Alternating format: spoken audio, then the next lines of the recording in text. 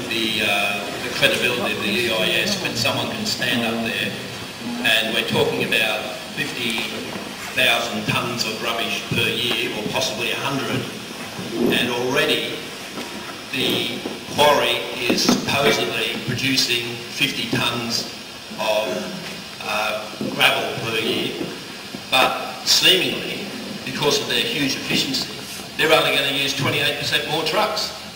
So what's the quarry doing wrong using 30-tonne trucks, etc., to move 1,000 tonnes a day, and they're going to move the same amount in per day, actually a bit more because they're not going to run as long as the quarry, I believe, and they can only come up with 28% more trucks. That's ridiculous. Why isn't it 100% more?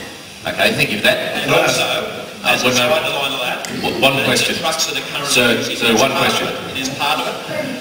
The trucks that are currently using Gumden Lane won't be able to because of the frequency of the other trucks, so they're now all going to be diverted to the other road, which is, have they done an impact study on the significant increase on that road, and is it up to scratch? Okay, thank you, sir. I'll ask the applicant to respond to that question.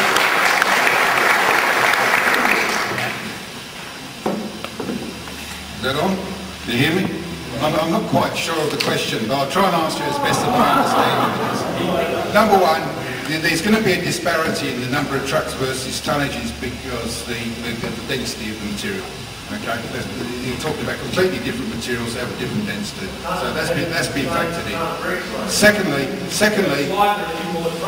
Secondly, the proposal envisages all the trucks going out along Gumden Lane. Okay, there's a gentleman in a white t-shirt standing up against the bricks down there. He's the next person to ask a question. I've got a question, I've got the mic, so I might as well say it.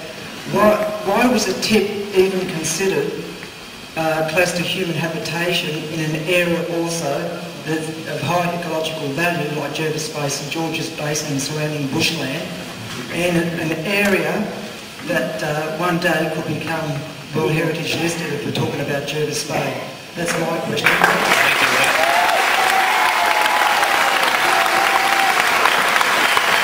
I'll ask the applicant to address that question too. Thank you. The landfill is envisaged to be within an existing mined-out, or will become a mined-out quarry. Simple as that.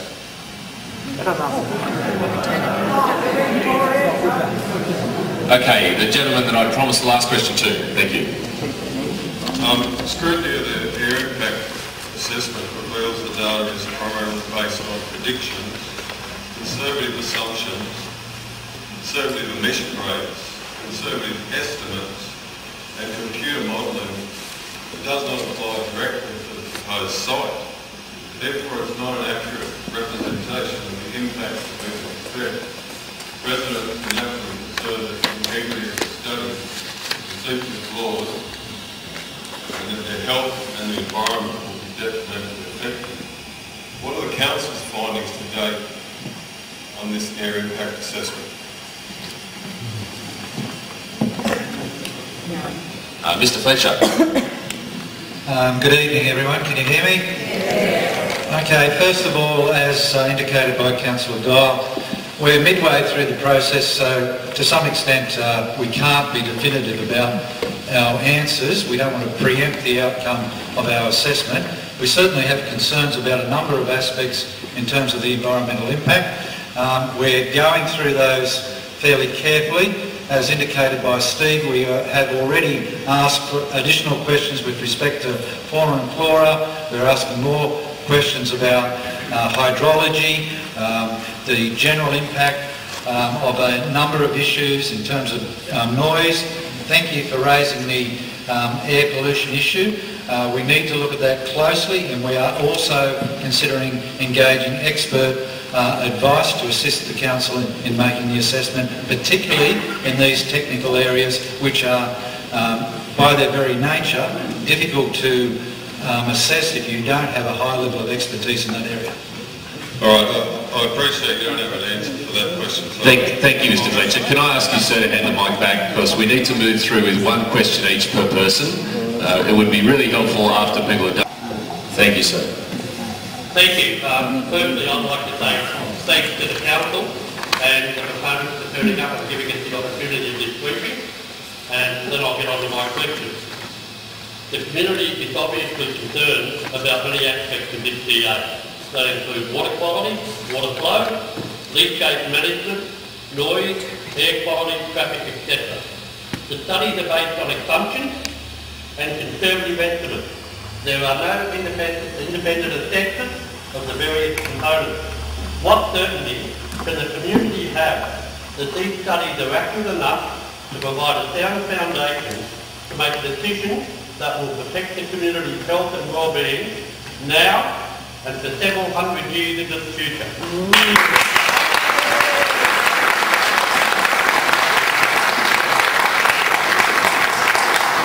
The applicants put the studies together, so would you like to respond to that? Well, it goes to the integrity of the studies that you put forward. Is this one on?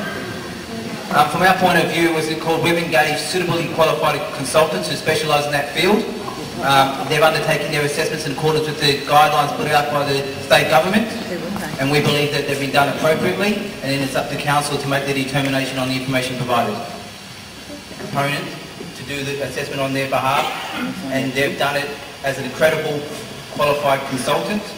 We put that information together, we put it to the consent authority, be it council, Department of Planning, whoever that consent authority is, it is up to them to determine and assess it as an independent assessment. I'd like to just make a comment as well, because I think that question essentially firstly was about the integrity of the EIS and the studies that have been undertaken, but secondly the question that I heard went to what guarantees has the community got that the assessment undertaken by an independent party, i.e. council, will be robust enough to protect their long-term interests.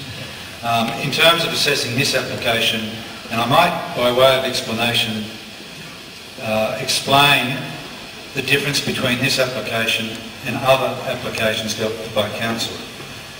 Most of you will appreciate that this is a regional development application. It's a new term. It's a process that has recently been introduced by the state government, came into effect on the 1st of July. The main difference between this process and other development applications is essentially that the decision, the determination, will be made by a joint regional planning panel. Not the elected council, not the staff. This is a completely new concept, and the panel at this point of time exists in the sense that 3 state government nominees, I should say, have been appointed, and they constitute the regional planner.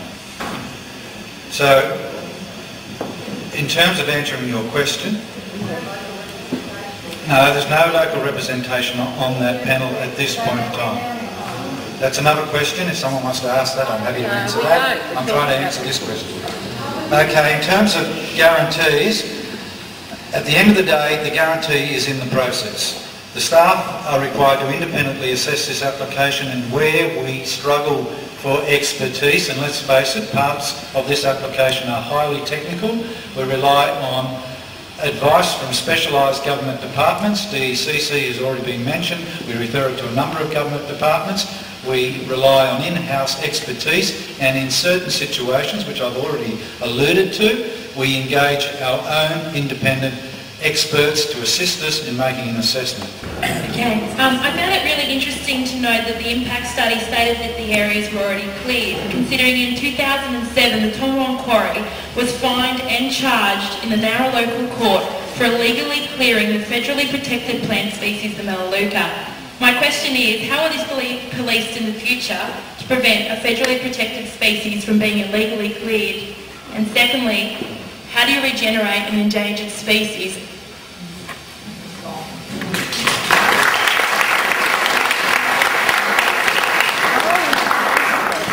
Dealing with the second question first, how do you replace an endangered species? At the end of the day, the council's got a number of actions open to it where this type of offence occurs, and I'm glad you pointed out the fact that they were prosecuted for clearing an endangered species.